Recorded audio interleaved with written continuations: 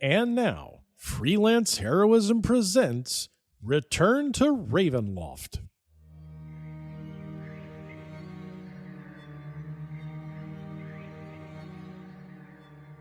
Hey everybody, welcome to Freelance Heroism. My name is Dees. And I'm Rachel. And before we even get started, I just want to say thank you to everyone out there who donates at the Patreon, in particular those who donate at the producer tier. Yes. Rachel, would you like to let us know who they are? I would love to. We want to say thank you to Duncan, Nate, Breakmeister, and Rebecca. Thank you so much, everyone. You help us make a better show for everyone, and we couldn't do it without you. That's thanks. Right. Thank you. Rachel. Dees. You have one pet peeve in the whole world. You can eliminate one thing from existence. Mm-hmm. Just one. What is it?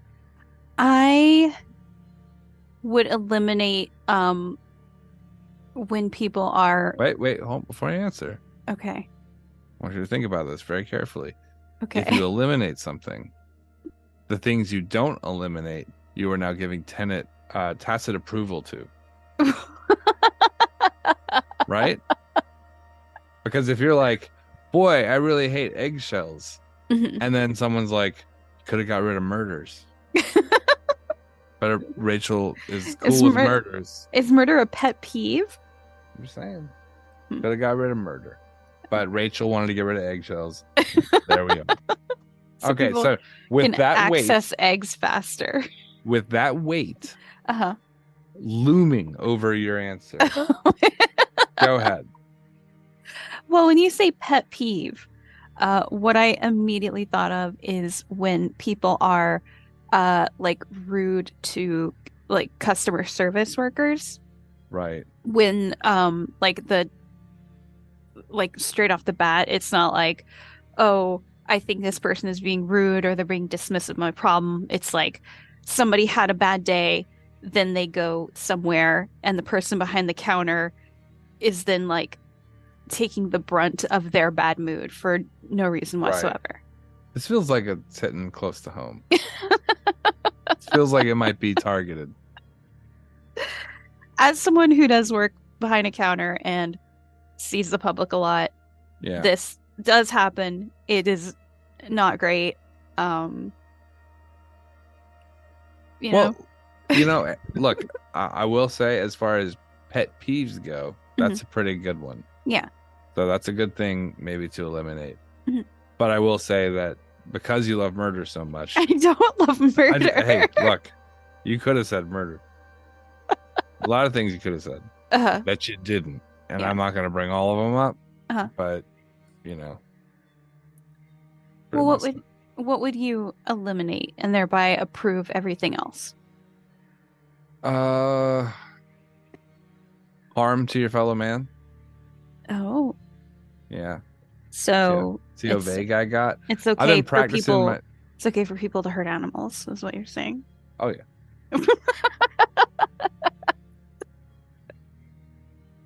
After the night I have with my dog. Oh no. After the night I have with my dog, yeah, hurt some animals. Oh. Don't do it. Oh God. Tell them decent, yeah. I'm kidding. Don't hurt animals. I'm kidding. No. Yeah. I mean, just rough them up a little bit. No. I'm kidding. Everyone that's listening knows me well enough to know it's a joke. Yeah. If it's your first time here, go back and listen to some other episodes. I know that your dog has been just a terror lately. Yeah. Literally yesterday morning, I was taking a shower because I didn't get one the night before. And while I was in the shower, I heard I live alone and I heard this massive crash. And so I get out of the shower to go see what is happening. And in my kitchen, I have one of those dish drying racks and I had some dishes on it and it's right up against the window by the sink. And I have some plants on my windowsill and one of my cats loves to randomly mess with the plants. And when I go out into the kitchen, all of my dishes and the dish rack itself are all scattered across the kitchen floor. I am shocked that nothing broke. I had steak knives that I had washed that were just scattered on the floor. I had plates and pots and pans and stuff. I don't know how nothing broke. I am amazed. What I think happened was that my cat saw the opportunity of, oh, she's in the shower, I'm gonna mess with the plant. Right. He tried to like mess with the plant. I think he like stepped into the dish drying rack and it like caught his paw or something, and he completely freaked out, jumped off the counter with it, and then scattered all of these dishes. Oh my God. And so like I mean, at least that was like a he panicked kind of thing, and not like a malevolence. That I know of. Yeah, pretty. I mean, I know your cats; they're too dumb to wield malevolence. Well, one of them's very sneaky, and that's sort of, not I a think, crime. a malevolent intelligence is when any life form presents as being sneaky or has like those sort of sneaky traits. Fuck off. I think there's like an evil there that everyone would agree with. Right. Everyone wants the noble good of kicking doors off the hinges without permission. Yeah, so I don't know that it was malevolent, but I will say sneakiness is not a crime. And I don't like your tone. Wow. Check your tone, bitch. No, I like what's his name? Sneaky Boy. Yeah, I think that's the one that did it. Because he likes to mess with the plants. I mean, I don't know. The other guy seems like a bumbling idiot. So like he seems like more like he would knock something down in panic. Well, the other one, I don't think he's smart. I love them both, but I don't think he's smart enough to like be like, oh, she's busy, I'm gonna mess with the plant right now. Oh, he's got you totally fooled. So this is gonna be a weird I don't know if it's like a story or just like a thing to tell what happened. When I came to visit, there was your orange cat. Yeah. Is a fluffy idiot. It looks like a Swiffer with a personality, like one of those kind of feather dusters. Yeah, but his personality is just the humming noise of a microwave. It's the personality of a feather duster.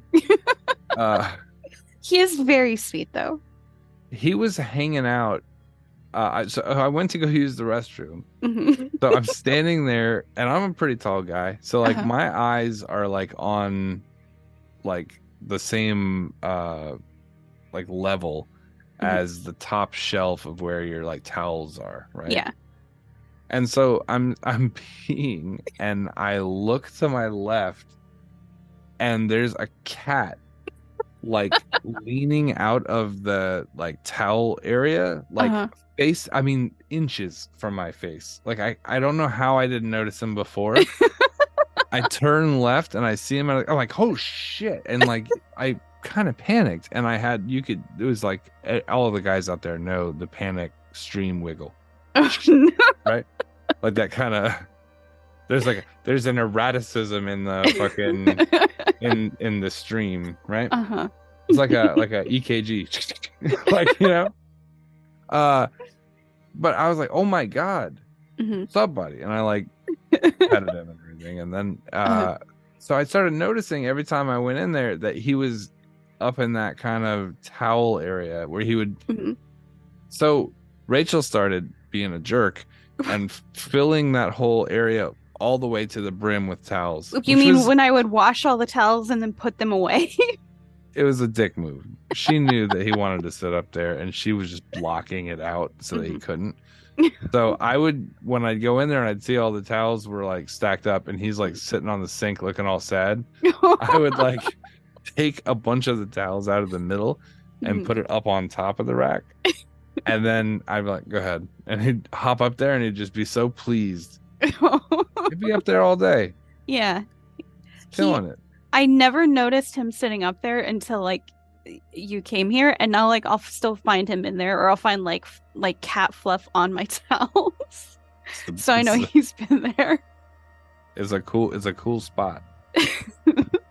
I did notice that he does do a two jump off the toilet seat up to the sink.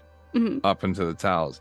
Mhm. And I started thinking that while I was there, I Mhm. leave the toilet seat up, right? Yeah. And I was like, he's gonna dunk himself, Oh no. just like if he was casually jumping up there. So I was like very cautious to put the seat down, but it wasn't for you.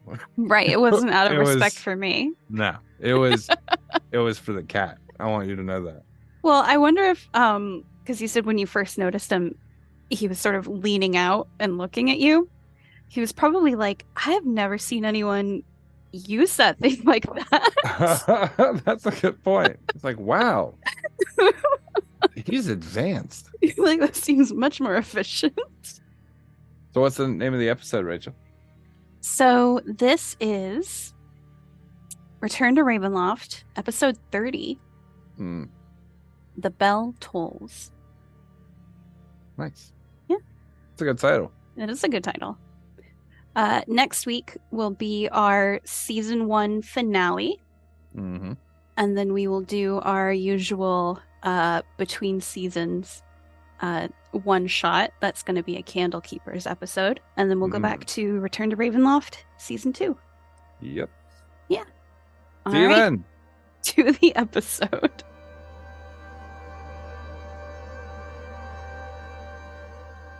Kess is going to try to find somewhere away from bards, hopefully, so she can just like chill out for a while.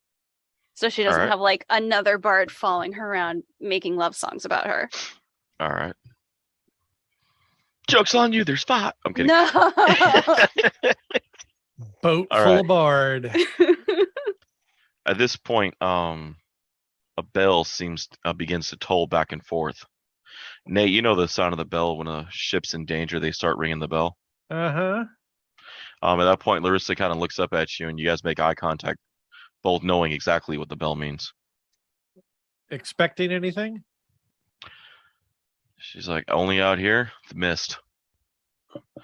So she gets out of her chair and she shoots up. Whatever side she goes out to look, I'll go to the opposite side to see if I All get a... So she goes out the north side to look out the window because the ship is sailing east. Okay. And she pushes open the window and begins to look outside and looks ahead. Ah, shit, it's ahead of us. That wasn't there. We're too big to turn. We can try, but by the time we turn, it's going to be upon us. So we're we're currently in a river, right? Well, kind of the ocean. Okay, so We're off the top of it, yeah. Okay, so we're more along a bank. How? Yeah, we're up like a channel between. Okay, so how close is there? Like a shoreline? How close is the nearest shoreline to us, where we are? We're about a couple of 100 feet offshore. We normally don't get too deep. All right, so not. No, we normally don't. We try not to get too far off. But we're not like right up against a bank such that if we needed to, we could toss a bunch of ropes onto something and try and slow us down. No. You got an anchor? She gives you a smile. Yeah, we got an anchor. Well, I mean, this is gonna hurt. It's gonna hurt. Drop it. Go hard starboard. Face. Yeah. All right. And tell everyone to hold on. All right. Let's get to the wheel. All right. So she moves out of the cabin. You guys run down the deck, heading towards the top deck to where the wheel is. As you guys are heading up there, a few split seconds, Kestrel, Kevin, what are you guys doing when you hear the bell? As the bell tolls. Well, I'm familiar with nautical naval. Definitely something's wrong. That being said, I don't have a station on this boat and have no authority to tell anyone anything. I have no way to. Can I try to determine just via maybe a flat intelligence check what they're doing exactly to not crash right into it? Well, last we picked up, you were in your room. No, we left the room. That's I gave him the note after we had already opened the door weird and walked out. I was just on the deck. Okay. Then yeah, you see the mist ahead of us. Right, but can I determine how the crew is acting and what their action will be in response to that? How are they handling the fact that we're about to coast right into this mist? Well, that part, it's still, the orders haven't been given out yet. They're still, when you guys hear the bell going off, the captain is still reacting and moving up to the deck, so the orders haven't full. But from what you can see, the minute they see the mist, they start locking the windows and they're locking down the inside decks. So to protect itself and get the doors locked. You see a couple more of the more magically inclined coming up and begin putting barriers up. Okay, well, I'm going to stay right near my door. All right. And wait till I hear orders or wait to see what Kestrel does. All right. Kess. Well, unlike these other two, Kess does not have any sort of nautical knowledge. In fact, she is wearing her armor on this boat. She doesn't know what the bell means, so she'll like put all her stuff back in her backpack and kind of like step out of her room because that's where she went to look through her stuff. All right. And she'll kind of like look around. If she sees somebody running by, she'll be like, "What's going on?" This is coming. Lock you down your windows, lock down your doors, get everything locked down. All right. Oh my God. Right. Tell me, Nate, I see you smiling. Yeah. Because, yeah. I know exactly where your head is. Do you want to say it? Hide your children, hide your wife. That's exactly where I was. I was trying not to. It's climbing in your window. If Rayne comes running by and ties a rope around your waist, Kestrel, don't think anything of it. Anchor. Anchor duck. All right, Kestrel, go back to her room to close up her windows. She feels like she'll probably be, because it's not like we're being attacked, so she's gonna just try to like stay out of people's way. All right, I'm gonna go in her room as well. Okay. It's better that we don't get too separated, since he knows sort of the nautical thing like that. Then that's more useful on the deck, like to get things prepped. Mm-hmm. But I'm as a kid in particular, I just be in the way right now. Also, I have the sneaking suspicion you're going to do a poor job of closing my window. Yep. Well, no, I mean, there's also the mist will get under the door. You have to lock this down. Is the door there's planks of the wood facing outside, or are we like? You have to go like inside the boat before you get to the cabins.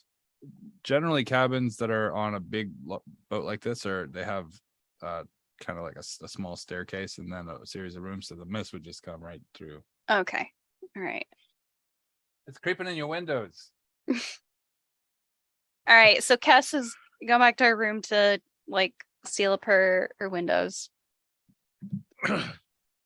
And Kaeviir clearly doesn't believe that she can do a good job of that. So I'm gonna sit on the bed. I'm looking over at the where the matches are in my room and hiding matches there. Are you hiding matches in everybody's room? I didn't roll my stealth check yet. You don't know what's happening. Stealth check. All right. 26. There are now matches.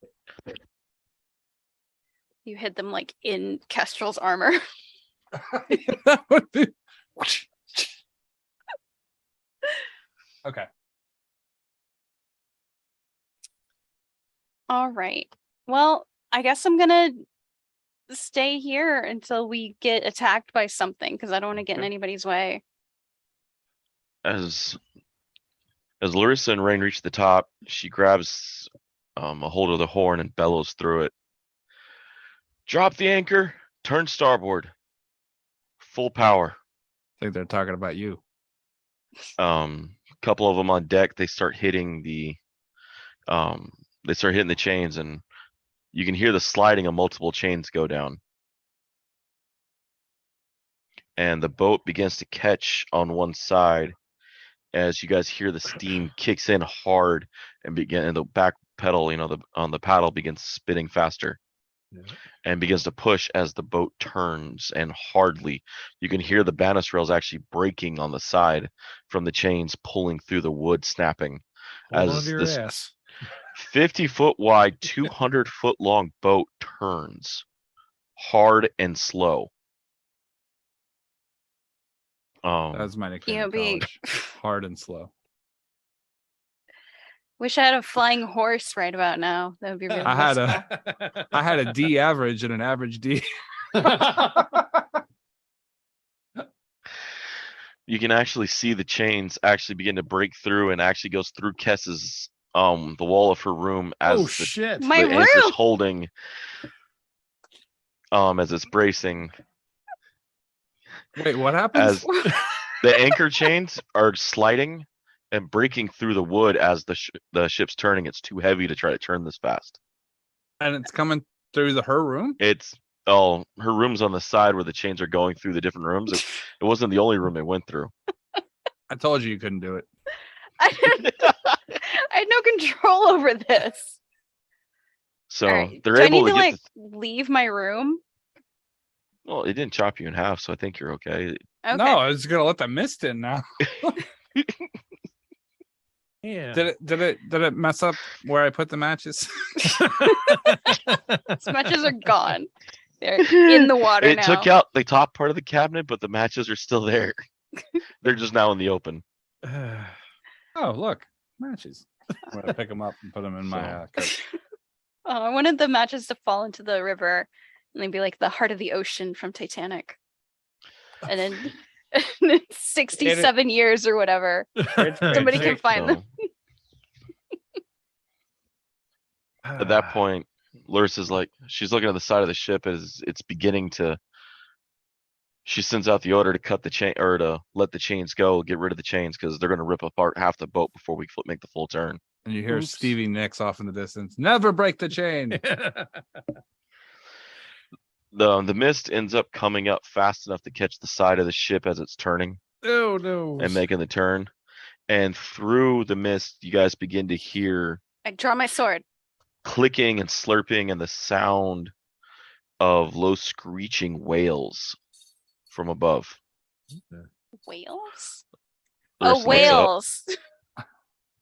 Like on the she thought England was attacking. WAIL, wailing, like wailing. That's the English. I thought WHALE. That's what I thought. They're on the water, and I was like, there's sky whales. They're demonic sky whales. Captain, there'll be whales here. Oh man. Oh Lord. Well, just wait till Dover gets here. We're fucked. Oh no. I was about to say, David. Oh no. I forgot to cast Death Ward on myself. Damn. Hold on. How long does it Hold on, we have to go back sorry. 14 hours. Hold on. I retroactively Death did Ward. it. It takes an action to cast. You know what? I thought you would have that memorized like Spirit Guardians or I have it memorized. I just haven't Weapon cast it. You know what? Well, it's Spiritual Weapon.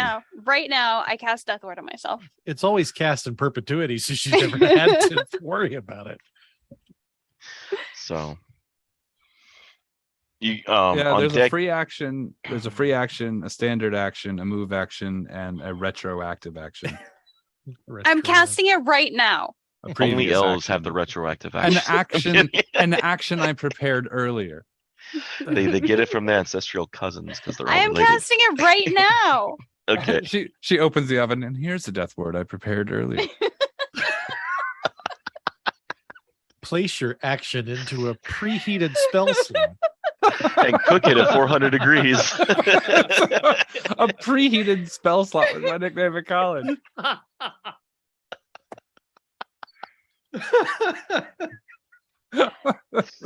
Oh fuck! You guys hear the call me the jizz wizard. Oh shit! Put Put it in my hot spell pocket. Hot spell pocket sounds horrible. That sounds way worse than spell slot. I don't know why. Spell pocket's got like it's got a cinch on the end of it. I feel like Don't slide into that spell pocket. That makes it grosser somehow. The cinch makes it gross. As you pull it like a leather, like a Crown Royal bag. Like, all right, what's attacking us? Like a cloth butthole of spell holding. Can I fight a monster now, please? That was Gandalf's sword, Glam Dong, right? Yeah. Oh Lord. It was just a wiener with mascara on it, and you just swing it around. Sitting here thinking you were describing clicking and slurping noises. Yes. I'm like, oh no, the mist is transporting us to CPAC. Oh no. Oh. It's hip bones that we're hearing. So a flapping of wings and thumps begin landing on the deck. Up on the top deck from the wheel, you and Larissa can see these weird, ghoulish looking gargoyle style creatures with back legs and wings where what arms would be, in these like bald looking faces of this kind of tarish black skin and thin red wings, skin on the wings, begin to land and attacking certain members of the crew as they can. Favorite Christmas song. Up on the top deck, we are fucked. All right, how many? Get 20 to 30. Oh shit! Ooh. I was thinking 6. Oh no, You were way off. I was way off. Samsonite. Sorry. So, all right. Well, that's how tall are they? these things, they look like if they actually stood up on their hind legs completely, they would be probably about 4 to 5 feet, but a wingspan itself is out to about 6 if they spread their wings all the way up. But as they're crawling on the ground, it's about 3.5. All right. On all fours. They look like they can fly pretty easily. Yes. Sounds like there's a lot of these things, which, you can like just walk around them. Maybe while you have some sort of AoE spell, like in a 15-foot radius around you. Yeah, you should probably just make sure to name all of the 150 people on this boat. So you don't have to name all. Your spell goes through the floor, right? It does. Right. It goes down and up and all around. It might. Just 15 feet though. Just 15 feet. Just 15 feet. I mean, that's enough to cover below deck. 3-dimensional orb of murder that will rapidly advance her numbers to that of a Dalmar or. I mean, it's not the first time she selflessly murdered innocent people as they ran through in cloaks. I like how you say selflessly, like she's doing it at her own personal cost. I think my favorite part was watching Deese's face during that encounter, because he knew ahead of time that they were civilians, and just watching the two just murder hobo everything. I didn't know. I know. And Adrian brought them back, so most of them. You didn't think about, hey man, this guy his hit points sure seem real low. Because there were a bunch of them. You thought there were swarm rules on peasants? Yeah. God bless the commoner stack block. Oh, dude, I love commoner railgun. You guys have all seen that, right? Yeah. Okay, it's like a common D&D. Okay. All right, so we've got giant 4 foot tall, 6 feet wide fruit bats. Yep, that looks about right. It's the Batwing. Oh. It's so veiny. Oh yeah, I picked up a new book a couple months back. Just Undead. Chapters on ghouls, ghast, skeletons, liches, lycanthropes, anything you find in Ravenloft. Anyone have a wind spell, like a gust or something like that? That would be really cool. Let's push the mist away. Don't you I have was a thinking vacuum? about, since they have big wings and they're attached to their arms, the only way they could be stationary is to have their wings down, which would create an air pocket. You could lift them up. But turn them into a big old kite. Yeah. I'm looking for something flat and thin, right? Something that I can kind of spin around in a circle if I use Expeditious Retreat. I'm gonna Like fan a them sheet off. or something? Oh, Fan them off like a. This is I'm still working it out in my head. Let's not Okay. act like it's All an right. actual action yet. No worries. Go ahead and give me initiative rolls so we can figure out how we're gonna damn do it. this. Oh, thank God. 15. 7. Nate, you're muted. I know. 13. I did not know. I saw your mouth move. No, I did. I Damn it. I gotta write out full names now because both you have K for initials. 7 on Kess. Mhm. And Rain was what? a 13. 13. All right. Don't worry, Cass. We'll find Neelix. All right, Kevy. Let's go. I'm gonna delay my All right. initiative. Ray? Rain, my bad. I read what I wrote down. Okay, so I'm seeing this start to attack. These things start to attack the crew, right? Yes. Some Some of the crew are better at defending themselves than others, but yes. Okay, so I'm gonna get to the closest person who looks like they're having the hardest time fending off one of these things and assist. Can I do All right. that with the Yes. move action? Okay. In that case, then, I am going to. Can I get into a position where I can do my sneak attack? Nate just slipped into Chuck Mangione like I wasn't gonna notice. A little bit. Yeah, go for it. Okay, so I can do that. All right, so let's go ahead and break out the rapier, and that is a big old 28. You hit. Nice. All right, so let's see, piercing damage. That's an 8 plus 7, so that's 15 plus 3d6. That was kind of butts. Okay, so 22 total points of damage on the first attack. And All right. then I will do my second attack, which is an 18. That hits. You said 28 points of damage? 22 on the first. Oh, Wow. okay, 22. Another max damage. 15 points on the second. So altogether, that would be 37 points of damage. All right. Um, You definitely got this one bloodied.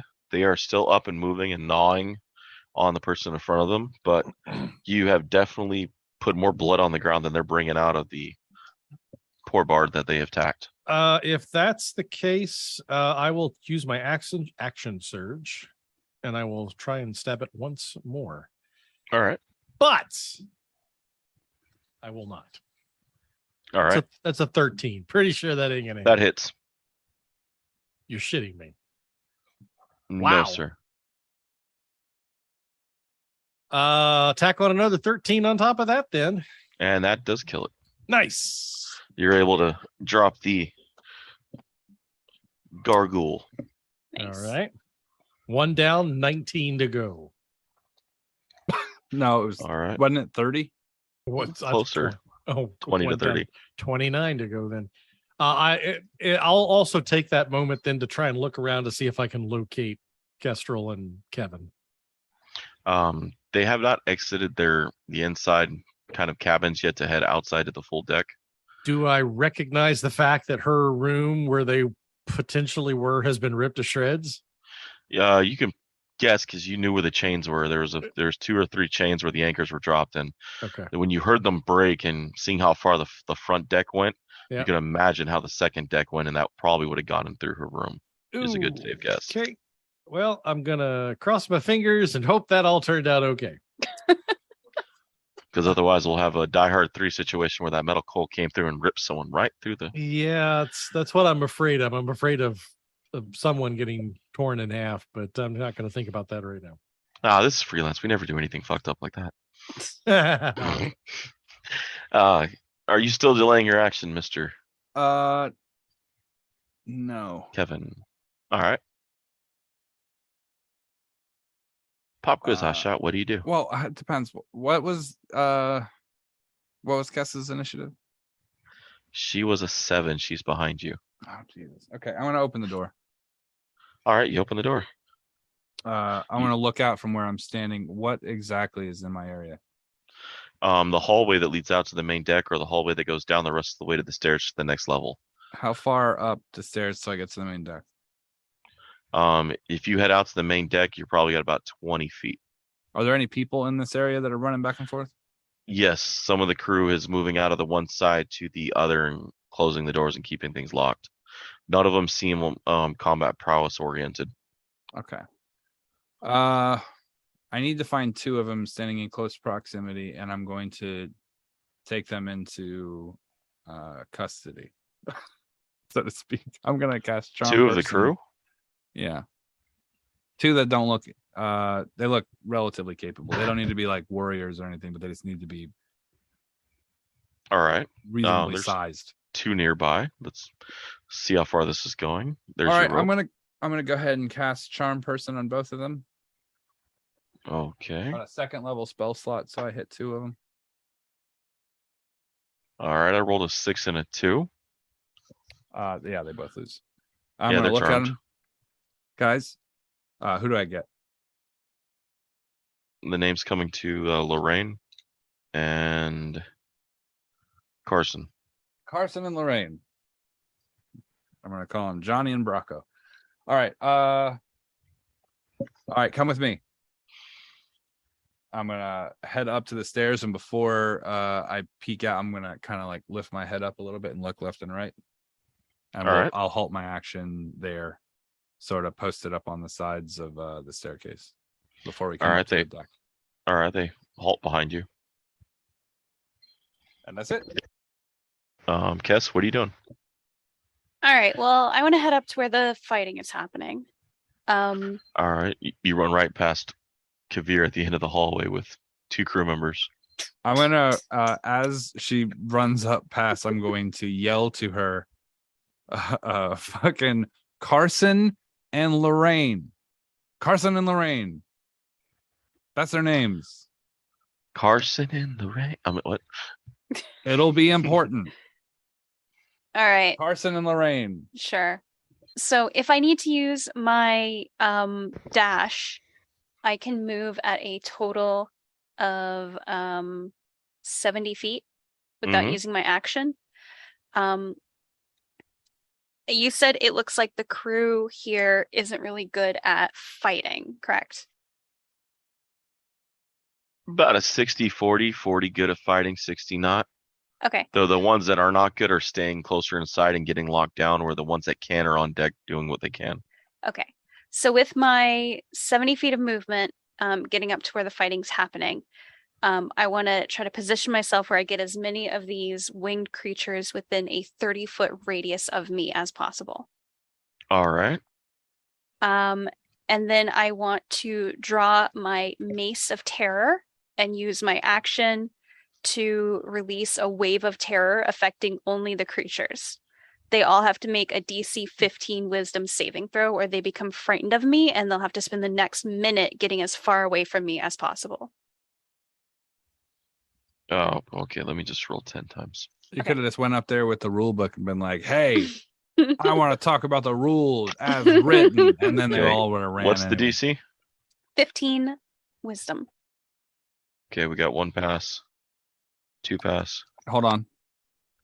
The one that passed took an 11. We have 1 passed. He still passes? No, I had 2 that Oh. passed. So we got 1 that passed. Okay.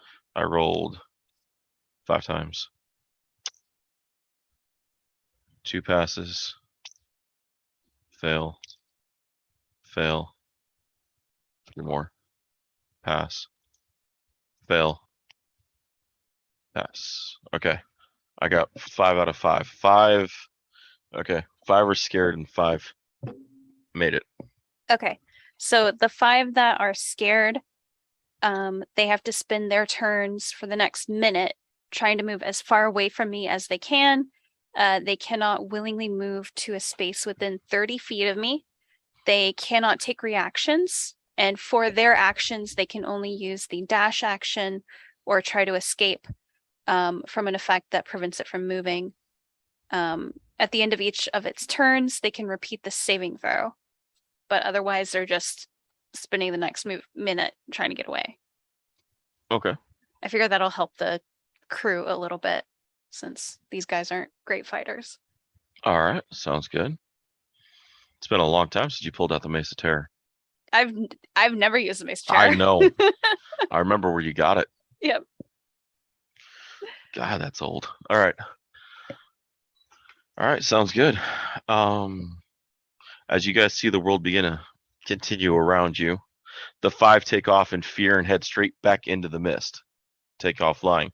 The 5 that stay kind of look odd back into the mist. They look back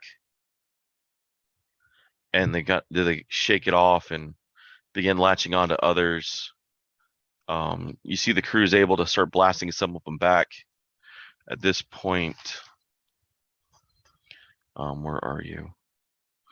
Galler Red Tree steps out on the main deck past Larissa and begins casting, and you see a giant beast actually begin to transform onto the deck, and some of these creatures begin focusing in on it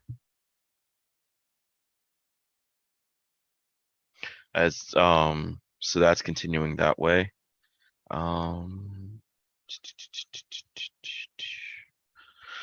You see Larissa actually begins to dance at the wheel. Magic actually begins kind of spinning around her as she dances at the wheel, and we go to the top of the round with Kevin. Okay. The boat, is it rotating still, moving at a good speed even with the anchor having They cut the anchors. They're heading almost kind of northish now. They weren't able to pull the full 360. It was too much damage to the boat. What about the rudder? They're still turning slowly, but it's not as fast as they were trying. Me and my 2 homies, Lorraine and Carson, have to get this boat turned around.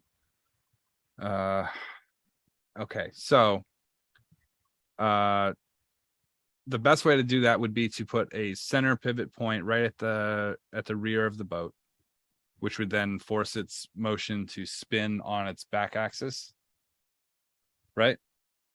The boat is still moving forward. If it were to lock in place directly underneath it towards the back of the boat, it would spin around better than if it were to be anchored from the side or the front. Right? Go to the very back of the boat, all the way to the left side. Which way were they turning? Left, north. So we already have some motion. Oh yeah, the momentum's going that way, but okay. So then we need to pivot point to swing it around. We're gonna anchor turn this bitch. Okay. I'm gonna look up and make sure that the coast is sort of clear, since she just ran up there and feared a bunch of them. Sort of spaced out, I imagine, a little bit. Mm-hmm. All right. How much space between us and the nearest gargle? You're able to actually. I mean, you're able to avoid him if you need to. All right. I'm gonna look back at my guys and be like, "What's the fastest way to get down towards where the rudder is?" On the outside or inside of the boat? Whatever. We just need access to the rudder. The outside of the boat is we catch the side and we run it all the way down. The inside is we keep dropping decks and head to the back of the back of the boat. Would be towards the paddle wheel. We'd be able to access it both ways. Well, the inside we can catch the inner mechanics of it, but the outside we'd have to. We would run along and catch the outside of it. Based on how big this ship is, how big would I estimate the rudder would be based on how we're turning? I mean, the ship's 50 feet wide and 200 feet long. So it's probably a very massive. Mm-hmm. How much space is there between us and the nearest landmass? We got a little room, right? You got about 100 feet to the south at this point. The ship was heading east and it turned north to do the turn. Right. So, I mean, it's going away from the shore. I'm going to ask him fastest way. Fastest access. The outside, because then we don't have to try to jump through decks. Done. Let's go. I'm going to hop up and I'm like, stick with me. and I'm going to move at their speed Okay. and try to stay out of visual range of combat and get over to the back of the boat as quick as possible with them. All right. Meanwhile, I'm going to kind of move sideways while they're moving in that direction, so I can keep an eye on our crew and issue them a help command if I need to. Okay. Soon enough on your next turn, you'll be out of eyesight of Mhm. both of them. Right. On this turn, you are. Okay. Right. Rayne, you're up. I guess I'll look for the next struggling crew member, All right. They're within Eh. 30 feet of you. and I will attempt to do the same thing. So, All right. 22, that'll hit Mm-hmm. for 9 points of damage, All right. along with sneak attack. Add on another 12, so that's 21 total so far. And then I will try my second attack. That is a 24. That will hit. And 10. 31 points of damage altogether. 31. All right. Yeah. It is alive, but it is definitely injured. All right. And that's all I can do. All right. Yep. Kess? Would I be able to get with Rayne to flank? I assume I can see him. Yes, you can make it to him. Okay. Then I would like to flank with Rayne, which means I get my elven accuracy. Oh, 3 dice. Oh, this time I'm using I'm not using my longsword, I'm using the Okay. mace to sell that out. Alicia doesn't have to ask me is the Fae Fiend or undead this time.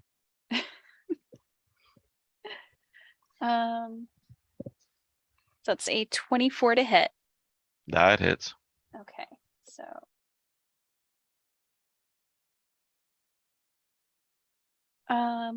because I'm flanking, I get to use my sneak attack. And then it's a d6 for the mace, and then I also have my what is it? My divine strike, which is an extra d8 of radiant damage. So this plus 3. So it's 15 damage total. Some of that is radiant damage. Okay. How much total? 15. All right. It's dead. Okay, that was my action. As my bonus action, Spiritual weapon. I would like to cast Spiritual Weapon. I'm going to cast it at 3rd level. Sage Ain't So's played by Weezer in the background. And I'm sure there's one within 60 feet of me. So I will cast it there. It will make an attack.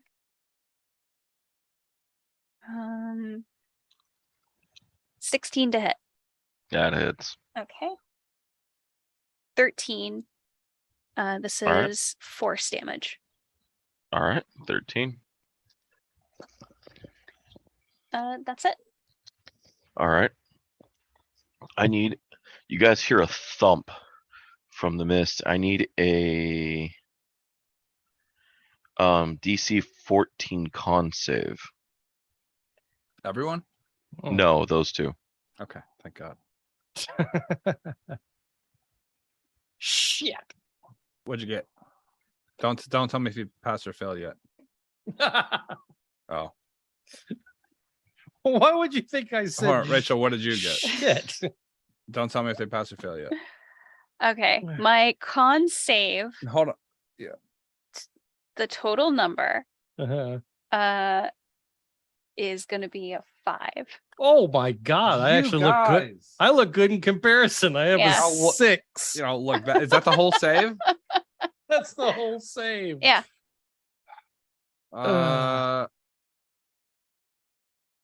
Trying to think who would be more effective to pass this. I think Rachel has more effects that could break you out of it, right? Presumably. I You would can't. hope. Yeah. All right. Yeah, I'm gonna give the help action to Kess.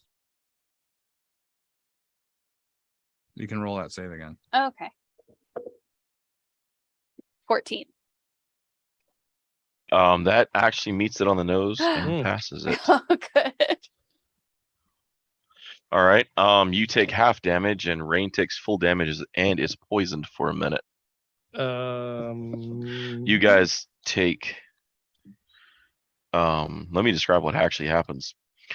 A black bile spews out 20 feet towards you in a cone, and Rachel takes 13. Or I'm sorry, Kestrel takes 13, and you take 27 poison damage. Are we sure that's not acid damage? That is it says poison damage. But No, are we he's sure just, it's not? he's just looking for a I know. fucking DR. Are we sure it's I not know. acid damage? Nope. No. Is there a DR in the room? 27 damage. All While right. poisoned in this way, the creature has disadvantage Oh, on saving boys. throws against being paralyzed. Oh. You see a creature come crawling out, almost looks like the eyes are sunken. It looks long black nails, long black arms, short black legs, and a 4-foot tongue hanging from its mouth. Great. Ted Cruz. The black bile is actually spewing from its mouth left over. You see about another 4 of these come walking out of the mist. Behind it, you also hear armor clicking as skeletons become walking out with an armor, and one of them sinks a sword deep into the back of one of the bile creatures. Huh. They're fighting against it? You actually finally pick up that the creatures are actually looking back into the mist, afraid of something in the mist that's chasing them. Oh, good. And that's when you guys feel a dead. Hold on, where are you? This particular moment is one of my favorite moments. You feel a dead blang. It could be anything. You feel dead. All right. So Rachel, a dead what? What do you think? I'm gonna say like the air goes dead. Like all of Okay, a sudden so there's it's a like visual no description. no like there's no like sort of like air movement all of a sudden. Okay. Come on, I had you. Where are you? Nate, what do you Go and think? throw A my- dead what? A dead head. It's a group of Jerry Garcia cosplayers that come through Oh. as the smell of marijuana just bowls us over. I think it's Deddy Oh, Van Halen. there we go. Okay. Yep. Okay, I think, there it is. Soon we'll hear eruption. An eruption off in the distance. Gotcha. Time to see which one of us was right. It is Deddy Van Halen. Actually, I think it's going to Despair. You feel like just a despair weighted upon you. Kevin, you felt this before. be. Oh no. This triggers you back to when you first got into Darkon and you saw something in armor ripping through things. Oh, it's that fucking Something's night. and it's not through the my mist yet, God. but on the other side, you can literally feel this presence coming through the mist from the other side. The skeletons are serving something, and it is not. What's on the ship attacking you guys is running from it. Oh my God. Imagine those gargles. They are running afraid. They land on the boat to get away, and then they get afraid again. Yeah. Yeah, the ones that got feared and sent back in are not the happiest 5 motherfuckers on this ship. That's why the ones that made it stopped and looked back like, are you fucking kidding? They go back in the Like, mist and Kestrel's like, you tell him Kestrel sent you. Like I understand our wisdom is low, but fuck, dude. Like, shit. Well, we're brainless undead, but we're not that brainless. Fuck. There's a reason we're coming this way. And top of the round. Kev? I need to turn this fucking boat around immediately. All right. How long until we're close? Depends how fast you're going. I mean, it's about a 200 foot. It's you're about halfway, so you got about, if you go at their speed, you're going 30 to 60, so you got probably another 40 to move till you get to the back part. I'm going to say, follow me, come in the same direction I'm going, meet me at the rudder. I'm going to dash cunning action dash to get over there and observe. You make it all the way to the back where the paddle wheels are moving and you got the two rudders turning it. I want to get a good idea of what exactly would help this rudder hold better. Maybe I could lengthen it to give us more drag. I'm going to take my time to observe all the parts and all of the gears and figure out where I could make it work better. Also, if I could look at the side of the boat to see if there's any portholes or anything built into the side of the ship that I could use, maybe as some sort of like anchor assist. Okay. All right. So how far am I away from what's on the deck from now? You can't see him anymore. I mean, you're down. You're about 10 feet, pretty much. I mean, you did the full 90 down, so yeah. You're about 10 feet from the rudders and But my bow will fire that far. That's why I'm asking. No, I know, but you have the upper deck because you're on the deck, and the upper deck's giving you a full blind clearance.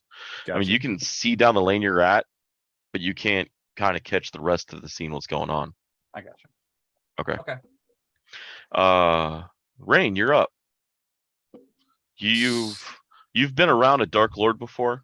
Mm-hmm. This feels dangerously close to it.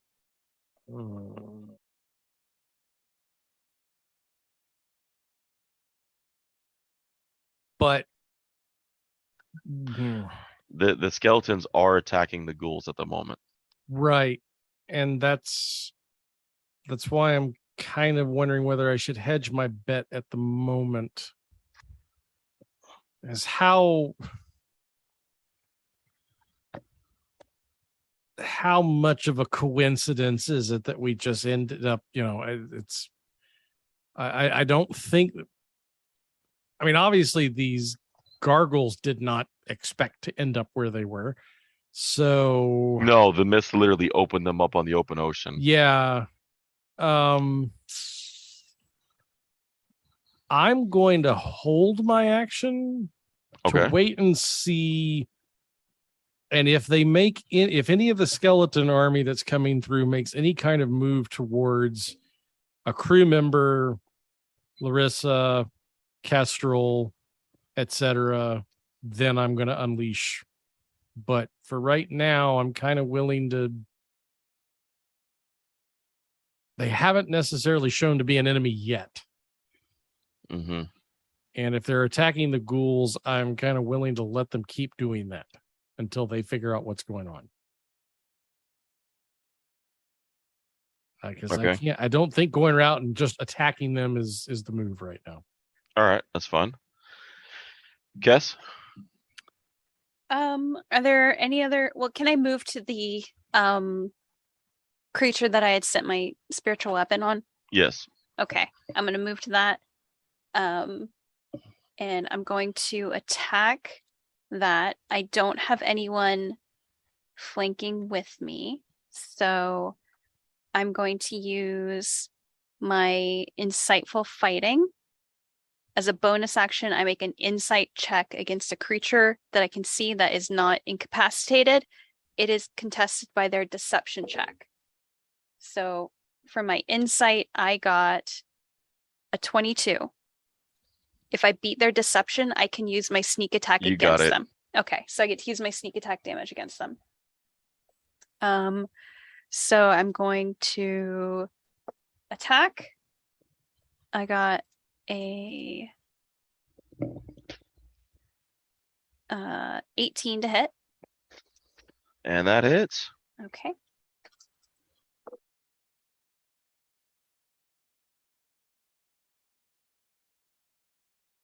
$15 damage. Some of that is radiant.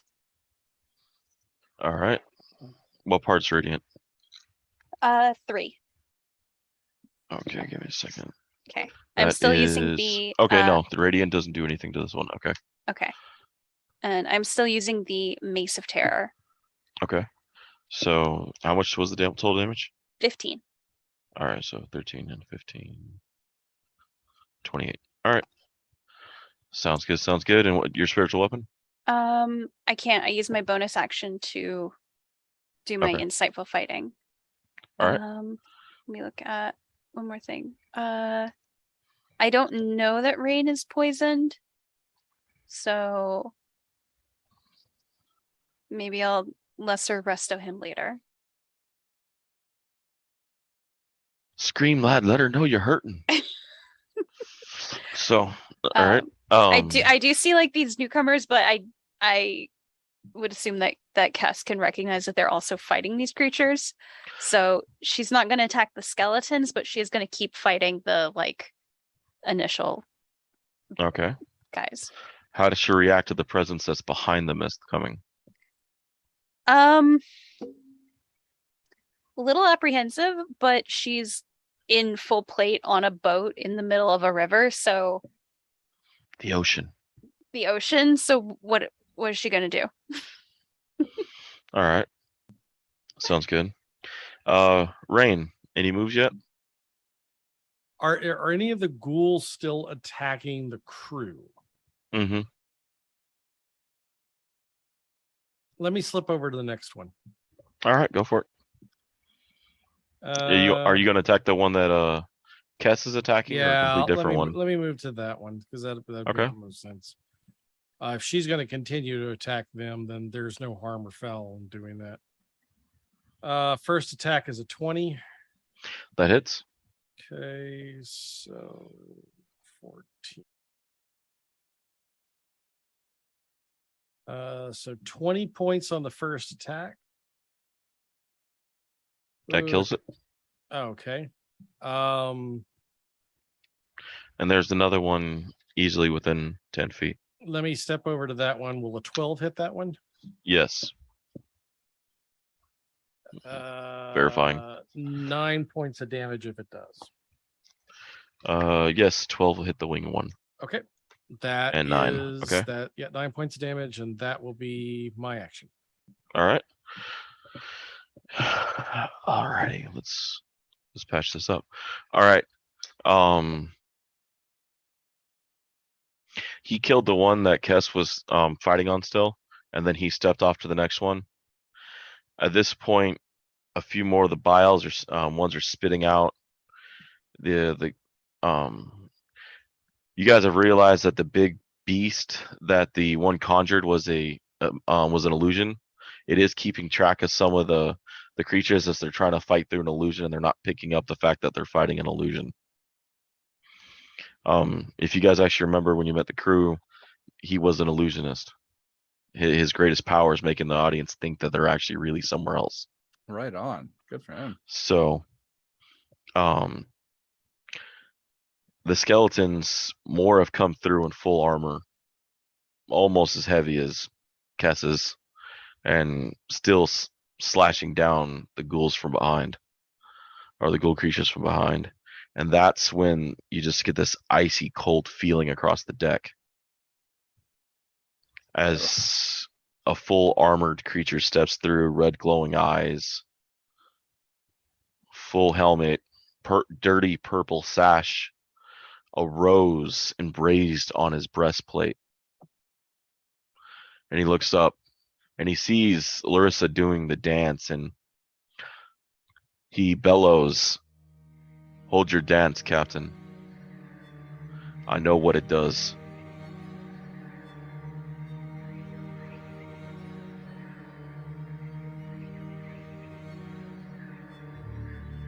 Thank you so much for listening to Return to Ravenloft, a Freelance Heroism podcast. If you'd like to support us more, check us out on patreon.com/freelance_heroism and just donate any amount. We have prizes and journal entries and art that we post regularly 2 times a week. And we'd really appreciate any support you could give us. Thank you. Our cast includes Rachel Moore as Kesselgard Reskill, Dees Cassius as Master Kaeviir, Nathan Lett as Captain Rayne Trichet, and David, aka Dewok, as Dr. Midnight, and everyone else in the game. Thanks again for listening, and we will see you next week. The invoice is in the mail.